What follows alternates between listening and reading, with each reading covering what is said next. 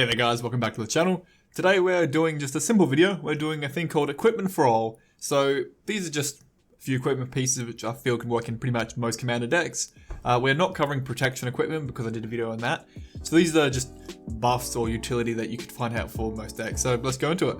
So first up are Sword of the Animist and Explorer Scope. They kind of do a similar thing where you're trying to get lands out of your deck or trying to ramp, but they're nice and cheap. 2 mana, 1 mana to cast, and only equip of 2 and 1. The Sword of Animist goes from the inside your library straight to battlefield tapped. Good search. Does give your creature a little bit of a power buff, while the Scope just checks the top of your deck if it's a land strain to play. Honestly, if you've got cheap little cannon fodder that you're swinging around or unblockables, these are great pieces for your deck. They do just add up across the length of the game. And for draw, you've got Mask and Memory and Infiltration Lens. So the Mask and Memory, whenever the creature gets through and deals common damage to a player, you get to draw 2 and ditch a card. Only 2 to play, 1 to equip, nice and cheap. Again, it really works well with like unblockables or big threats or trample, maybe like first strike death touch where they don't want to deal with it.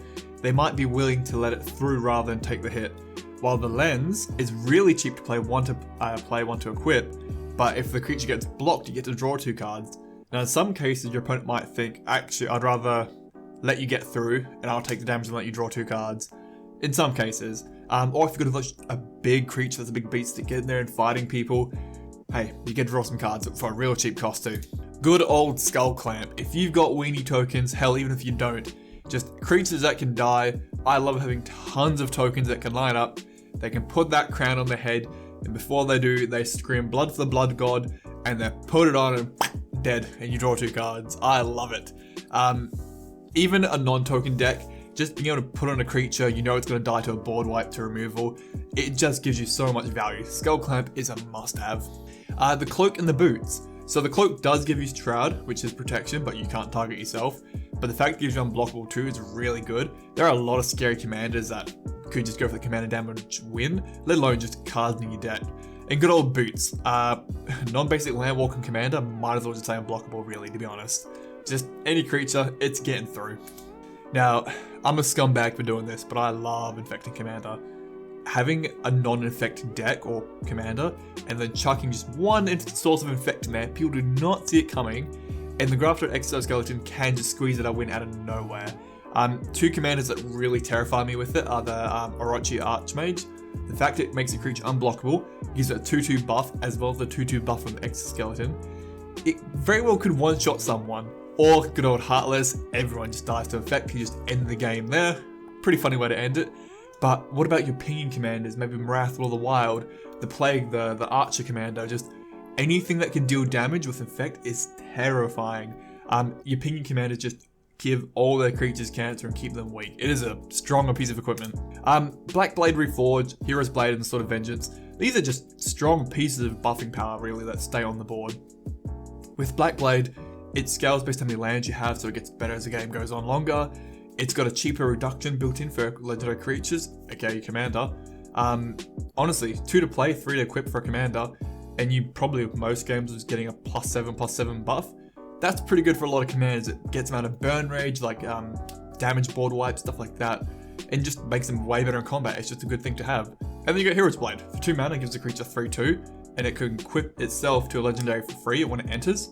You might as well say, yep, my commander gets +3/+2 for the rest of the game. Most commanders are going to take that as just a good thing. They'll survive more combat, just not die to direct damage, hopefully. And Sword of Vengeance, it just makes any creature just a beast stick. +2, first strike, vigilance, trample, and haste. It's just good living. There's no creature you can put that on and go, this is a bad downside, really. Now, Shadow Spear, possibly the most expensive card from Theros at this point. It's a good piece of equipment, even if you don't equip it to anything. Having the ability to pay 1 mana to turn off your opponent's hexproof and indestructible is insane, especially considering so many people run Boots and Lightning Greaves, indestructible gods floating around. There are a lot of things it gets past. If you do want to equip it to a creature, 1 to play, 2 to equip, it's pretty decent for some life leak and trample and a little 1/1 buff. You will just gain a bit of life with the game kind of spread out. It's honestly a good piece of equipment. The good old collar, I love running this thing.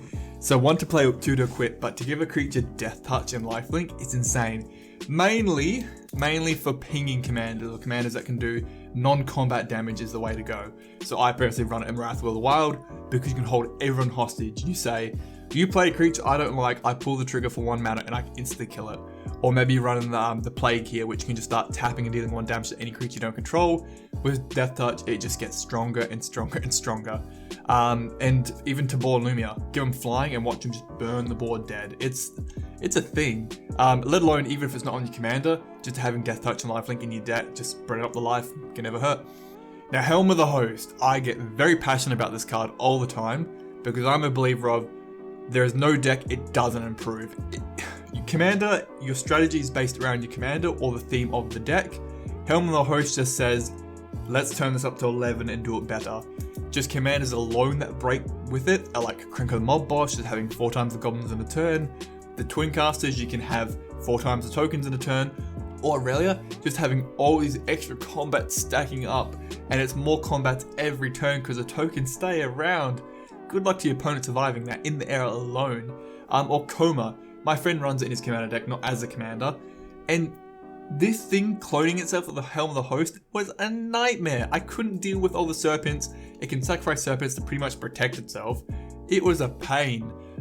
Hey, not even your commander. There are just lots of things Helm of the Host can improve. It's just a good piece of equipment, hence why it's nearly $20. Now, good old Thornbite Staff.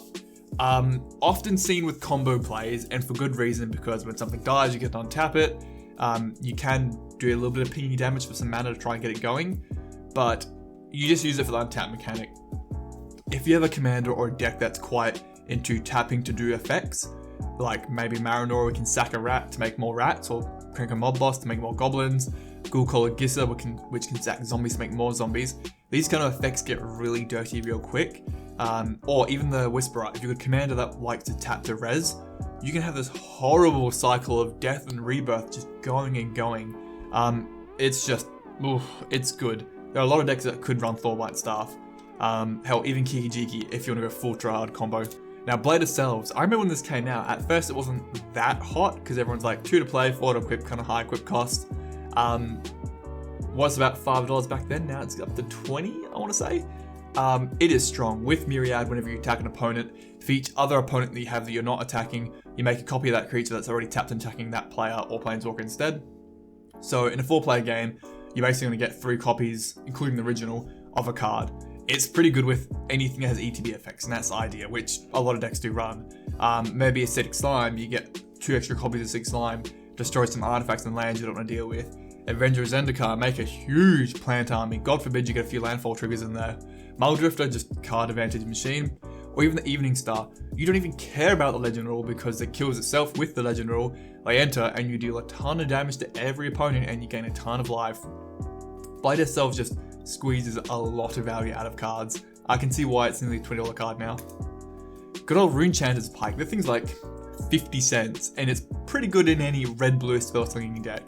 It just gives you equip to creature first strike and X0 number of instant sorceries in your graveyard. It's 2 to play, 2 to equip, nice and cheap. So I would even say maybe any Grixis theme or Izzet theme, it's a good card to have.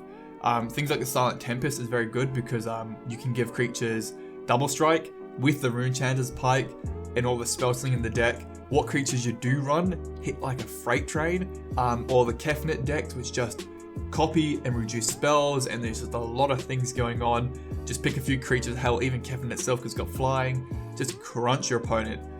The 2 commander decks that really scare me with Rune Chanters are things like Captain Ripley and the Talrand decks. Ripley, whenever you cast your 3rd spell, you put a counter on Ripley, and then you deal damage equal to its power to any target. The power buff from Rune Chanters with Ripley is possibly a 1-shot in some decks that can do it, or maybe a 2-shot. Talrand, just a ton of Drake tokens, and then like 1 Mega Drake to rule them all, like the Giga Drake. Now, any deck that just wants to be casting cantrips, removal, board wipe, bounces, just going to town with non-creature spells, Rune Chanter is up there for you. Now, one I like to run, it's a little bit risky, but not many people do it, the Inquisitor's Flail. Now, its wording's a little bit different. It's 2 to play, 2 to equip, but the creature gets to deal double damage, not combat damage. Any source of damage it does is doubled. That's where it comes in handy. But any damage it would receive is doubled instead. So use it on cards that can have indirect damage or don't care about taking damage. So Niv Mizzet, the pay rune, the fact that he can ping for 1 whenever you draw, that's a good thing in a spell slinging deck. And he's suddenly doing 2 damage with like a shotgun, just bang, bang, bang, bang going along. Torbrand lets you add 2 to any red source pretty much. With the flail on top of that, with whatever creature's doing the damage and be a really strong pinger, you're gonna start crunching people's life totals real quick. Or the little Emberclaw familiar. Whenever your commander deals damage to an opponent, it deals that much to everyone. Have the flail on your commander, and you can start to fight 3 players at once pretty quick. That little lizard thing actually can do some work. But the one that really, really rustles my jimmies is the Primal Dawn. It's a 4/8 dinosaur with flying, double strike, vigilance, trample, and indestructible. Now it hits with double damage too. Your opponents will be sweating when they see that thing coming out because it doesn't care about taking damage itself. It's indestructible. That thing is the Voltron machine. Alright, so they're just a couple random pieces of equipment that I feel are pretty good all-rounders that could work in most decks and most use cases that just make your deck better. Honestly, out of these, Hero's Blade is underrated, I think. It's from like Khans or Fate Reforged way back in the day. And if you've got a combat-based creature deck, Hero's Blade is just a good thing to run. I love Helm of the Host. I love it. I think it's silly. More people should be running it. And Inquisitor's Flail. I love the gamble of it. So these are just bits of equipment I like. I think a lot of people could use them. Anything here that you want to recommend that's not protection, because I've already done the video on protection. Anything that's kind of fun. I've tried to keep out the color because I don't want to lock you out of a color with this stuff. Alright guys, have a go on and let me know your thoughts. See you later. Bye. Thanks for watching the video, guys. If you enjoyed it, give the video a like. It helps out the channel a lot. Recommend any pieces of equipment that you like or any funny stories you've had with them. Like I said, that Serpent Coma beat my shit in pretty good, not gonna lie. And to my patrons, thank you for your support. I cannot thank you guys enough. You mean the world to me. You're like my little YouTube family. Thank you guys for your direct support.